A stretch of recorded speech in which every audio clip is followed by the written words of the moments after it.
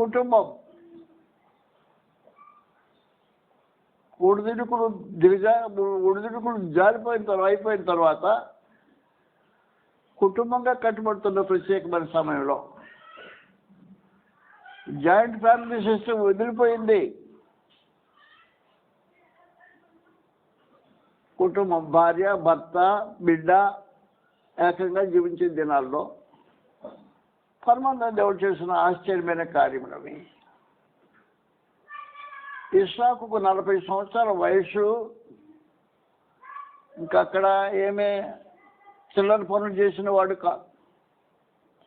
పైగా 40 ఏళ్ల వయసులో అతడు దేవుని సముఖానికి వెళ్ళి ధ్యానం చేసే పరిస్థితిలో మిగిలి ఉన్నాడు. గుర్తుపెట్టుకోండి, ఆ మాట రాబడి ఉంది అక్కడ. ధ్యానం చేయటం అనేది దేవుని సముఖంలో సంబంధించిన కార్యక్రమం. 64వ వచనంలో రాబడి ఉంది. 63వ వచనం, సాయంకాలమున ఇస్సాకు పొలంలో బయలువెళ్ళి ధ్యానం చేయటం, దేవుని సముఖంలో ధ్యానం చేయటం. 40 ఏళ్ల వయసు కొన్నాడు, ఒంటరిగా వెళ్ళిపోయి దేవునికి ధ్యానం చేసే కార్యక్రమం. నీకు ఇంకేం అవసరం లేదా లోకంలో? ఏమి అవసరం లేదు. నా దేవుడు నాకు.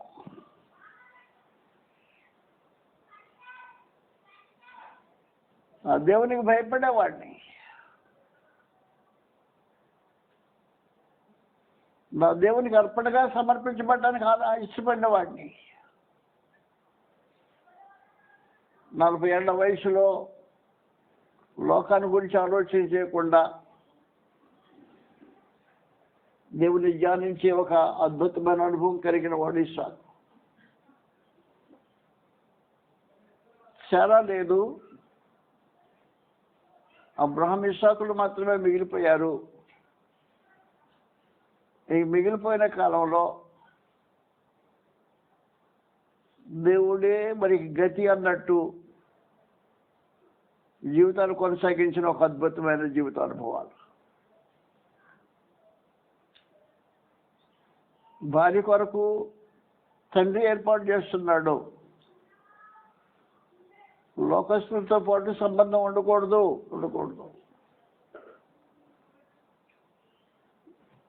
యెహోవా యందు భయభక్తులు కలిగిన వారితోనే సహవాసం కావాలి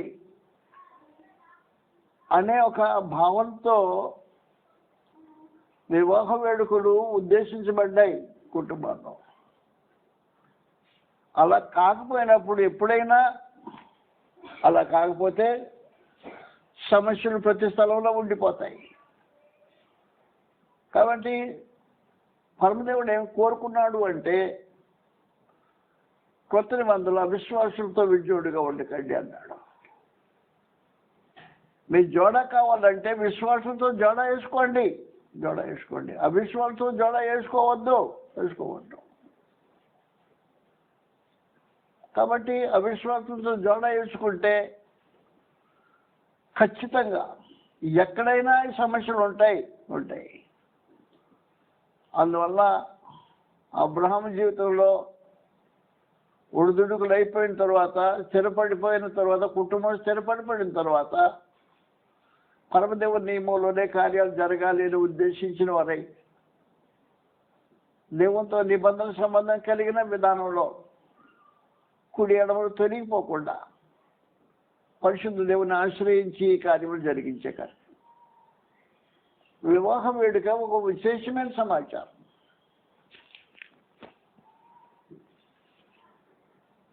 అబ్రహాము జరిగించింది విశ్వాస సంబంధమైన ఏర్పాటు.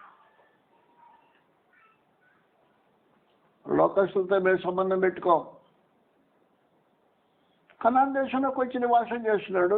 లోకస్తులతో మీరు సంబంధం పెట్టుకో. సంబంధాలు పెట్టుకుంటే దేవుని విశ్వాసం కలిగిన వారితో సంబంధం పెట్టుకుంటాం అనే భావన కలిగి ఆ ఉద్దేశంతో కార్యాలు జరిగించిన ఒక విశేషమైన సమాచారం కుటుంబాలకు సంబంధించిన అవసరం. ఏనాడైనా ఇది వాస్తవమైన సమాచారం.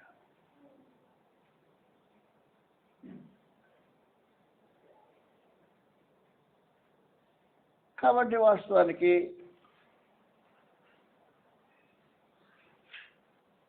దాసును పంపించాడు. దాసుడు యెహోవా యందు భయభక్తులు కలిగిన వాడు. దాసుడు ప్రార్థన పడుట.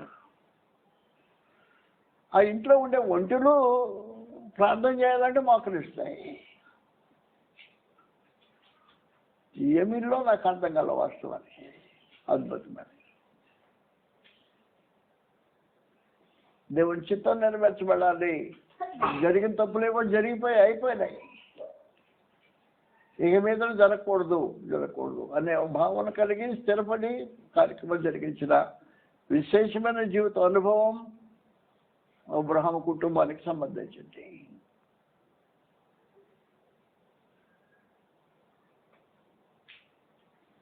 అందువలన కుటుంబాలు అని మనం మాట్లాడుకునే ఇప్పుడు కుటుంబాలు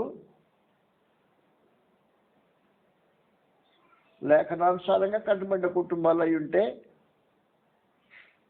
దేవుడు కోరుకునే విధానమై ఉంటుంది. అందులో ప్రత్యేకించి కొత్త నిబంధనలో నాయకత్వం అనేది కుటుంబంలో నుంచి పుట్టుకురావాలి. ఆకాశం నుంచి ఊడిపడదు.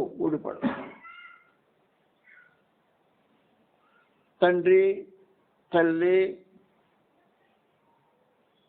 భార్య భర్తలు బిడ్డల్ని క్రమంలో పెంచుకోవాలి అనేది దేవుని యొక్క ఆలోచన. వివాహాలు క్రీస్తులో చేయబడాలి అనేది దేవుని యొక్క సంకల్పం యొక్క భాగమైంది. లోకస్తులతో సంబంధం పెట్టుకునేది దేవుని యొక్క ఏర్పాటు కాదు. ఆ తర్వాత మేము మార్చుకోవచ్చులే అనేది మనుషులు చేసే దురాలోచన. తర్వాత మార్చుకునేది కానీ జరిగేది కాదు. సొలొమోను ఏమాత్రం మార్చుకోగలిగాడు? ఏమాత్రం మార్చుకోరు. సొలొమోను లాంటి జ్ఞాని లేడు భూమి మీద. అసలు మహాజ్ఞాని, జ్ఞాని సొలొమోనుకు సాటి అయిన జ్ఞాని భూమి మీద ఇంకెవడు లేడు, ఇంతవరకు లేడు. అలాంటి జ్ఞానం కలిగిన సొలొమోనే మార్చుకోలేకపోకుండా తానే మారిపోయిన పరిస్థితి కనుక తర్వాత మనుషులు మార్చుకోవచ్చు అనే భావంతో దిగొద్దు. అవిశ్వాసంతో విజ్ఞుడుగా ఉండకూడదని దేవుడు ఆజ్ఞాపించిన తర్వాత అవిశ్వాసంతో విజ్ఞుడుగా ఉండకుండా ఉండాలి అనేది భావన అవసరమవుతుంది. దాన్ని స్థిరపరుచుదాం. దేవుని గ్రంథం ఎలాగంటుంది? పురుషుని ఇంటి యజమాని బాధ్యత ఇది కార్యక్రమం. మొట్టమొదటి సమాచారం ఏమంటే పురుషుడు ఇంటికి యజమాని. ఈ యాజమాన్యం పోగొట్టుకుంటే ఇంటికి శాపం వస్తుంది. ఆదికాండంలో జరిగిన కార్యక్రమం.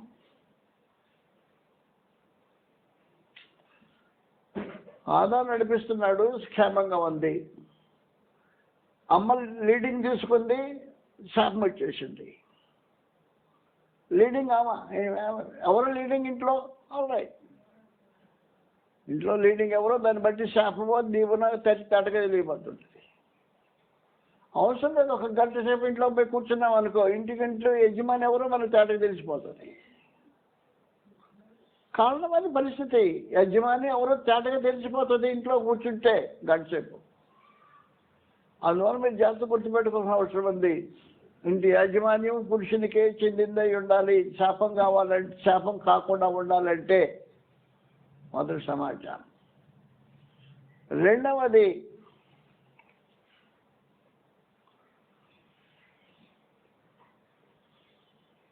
స్త్రీ ప్రేమకు పాత్రురాలు. ప్రేమించబడాలి.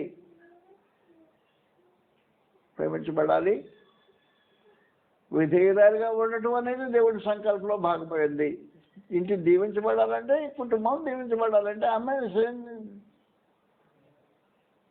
విధేయురాలై ఉండాలి. 3 పిల్లలని పెంచే కార్యక్రమం తండ్రికి బాధ్యత. అది తండ్రి బాధ్యత.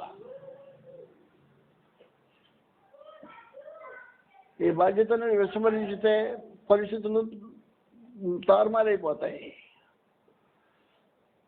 ఎఫెసీ పత్రిక 6వ అధ్యాయంలో మొదటి వచనము పరమ తండ్రి మాట్లాడుతున్న ఈ సమాచారం. ఎఫెసీ 6వ అధ్యాయంలో మొదటి వచనం రాబడింది. పిల్లలారా ప్రభునందు మీ తల్లిదండ్రులకు విధేయులై ఉండండి. పిల్లలారా తల్లిదండ్రులకు విధేయులై ఉండండి, ఇది ధర్మమే. ఇది ధర్మమే. నీకు మేలు కలుగునట్లు నీ తండ్రిని తల్లిని సన్మానించుము, అప్పుడు నీవు భూమి మీద దీర్ఘాయుష్మంతుడు ఒకదవు. ఇది వాగ్దానంతో కూడిన ఆజ్ఞలలో మొదటిది. తండ్రులారా నీ పిల్లలకు కోపము రేపక. తల్లికి చెప్పట్లే ఈ సమాచారం. తండ్రులారా మీ పిల్లలకు కోపము రేపక ప్రభు యొక్క శిక్షలోను ఈ కార్యక్రమం 2 కార్యక్రమాలు జరగాల్సిన తండ్రుల యొక్క బాధ్యత. కుటుంబం, తండ్రులారా దీన్ని విస్మరించొద్దు. ప్రభు యొక్క శిక్షలో బోధలో వారిని పెంచేది తండ్రి యొక్క బాధ్యత. అన్నం పెట్టేది ఒక తల్లిదండ్రులని నీ స్నానం చేయించేది తల్లి బాధ్యత ఉంటుంది. కనుక ప్రభు యొక్క శిక్షలో బోధలో పెంచే బాధ్యత తండ్రిది. అడులారా ప్రత్యేకించి కాబట్టి బాధ్యతను వహించకపోతే నష్టం వస్తుంది.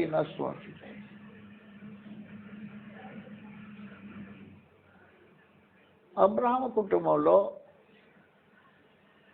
ఒడిదుడుకులు చీరిపోయిన తర్వాత వారు కుటుంబంగా స్థిరపడినప్పటి నుండి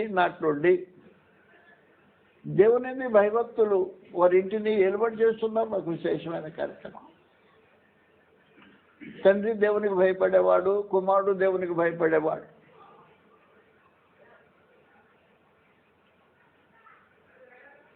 దైవ నియమంలో ఇద్దరు కొనసాగేవాళ్ళు.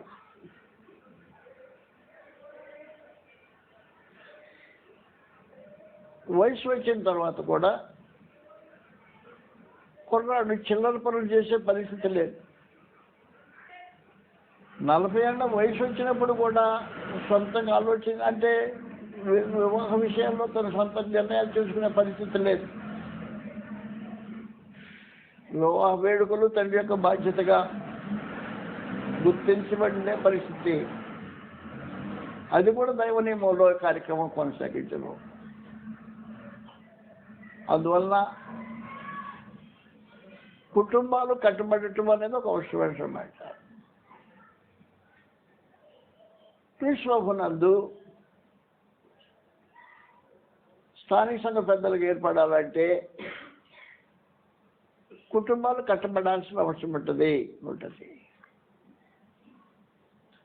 మొదటి పేతురు పత్రికలో 5వ అధ్యాయం మొదటి నుండి రాబడి ఉంది. మొదటి పేతురు 5వ అధ్యాయం మొదటి వచ్చి నుండి రాబడి ఉంది.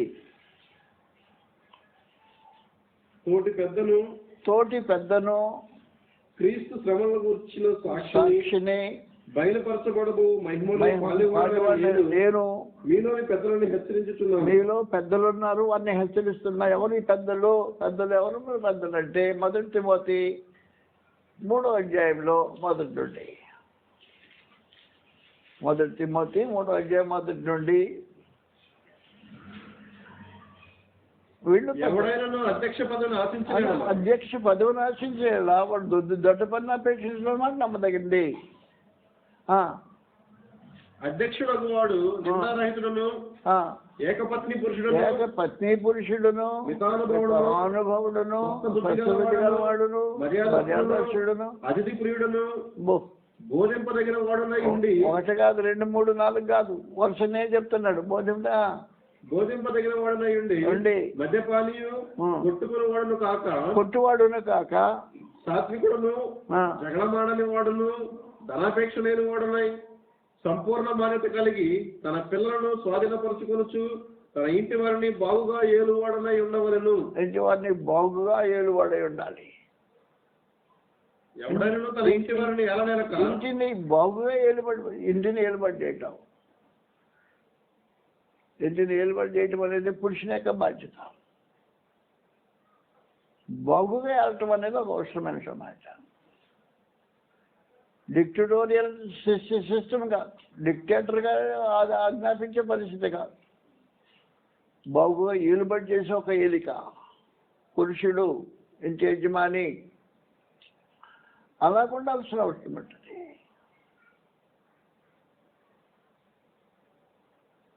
నీ ఏలుబడిని గురించి వదిలిపెట్టేసావంటే కుటుంబాన్ని వదిలిపెట్టే గాలికి వదిలిపెట్టావన్నమాట. ఏలుబడి వదిలిపెట్టే గాలికి వదిలిపెట్టినట్టే సమాచారం. ఏలుబడి నీది, నువ్వు ఏలికవు, అది సమాచారం. ఆదాము దాన్ని గాలికి వదిలిపెట్టాడు, ఇంటికి శాపం తెచ్చుకున్నాడు, తనకు శాపం తెచ్చుకున్నాడు, తన బిడ్డ భార్యకి శాపం తెచ్చాడు, సృష్టికి శాపం తెచ్చాడు. ఏలుబడిని వదిలిపెట్టేసిన వాడు చేసే కార్యక్రమం అది. అందువల్ల కుటుంబము అనే పరిస్థితి ఎప్పుడే ఆలోచన చేసామో వాటి గురించి జాగ్రత్తగా సమాచారం కలిగి ఉండటం అవసరమైనది. కేవలం పరిచయంతో వదిలిపెట్టేస్తున్నది అని మిమ్మల్ని ఇప్పుడు మన కుటుంబాల్లోకి వెళ్ళిపోతాం. ఒక్కొక్క కుటుంబంలో ఉన్న పరిస్థితులను చూస్తూ ఉంటాం. ఎంత దారుణంగా ఉన్నాయో కొన్ని కుటుంబాలు.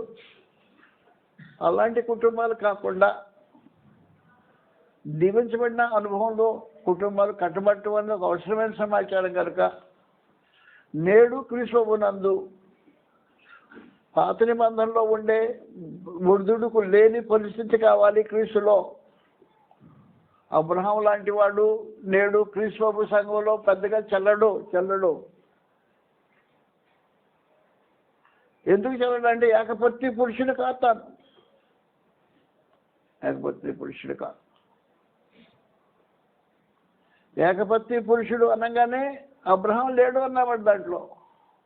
అబ్రహాం లాంటి మహానీయుడే నేడు క్రీస్తు సంఘంలో పెద్దగా చెల్లడు అంటే క్రీస్తు సంఘంలో ఉండే స్టాండర్డ్ ప్రామాణికం ఎంత ఎత్తైందో నేను చెప్పడానికి వీలుండదు. చాలా ఎత్తైన ప్రామాణికం కలిగిన కుటుంబ జీవితం దేవుడు కోరుకుంటున్నాడు. జాగ్రత్తగా ఆలోచించేద్దాం. వదిలిపెట్టేసిన ప్రస్తుతానికి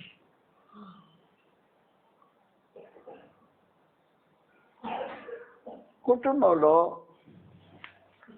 యజమాని నీతి న్యాయం అనుసరించి నడిచేవాడు, యెహోవా మార్గాన్ని గైకొనేవాడు, తన పిల్లలు తన ఇంటి వారు కూడా అదే మార్గంలో నడిచేవాడు. అలా నడవకపోతే ఆజ్ఞాపించగలిగిన శక్తి కలిగిన వాడు అబ్రహాము.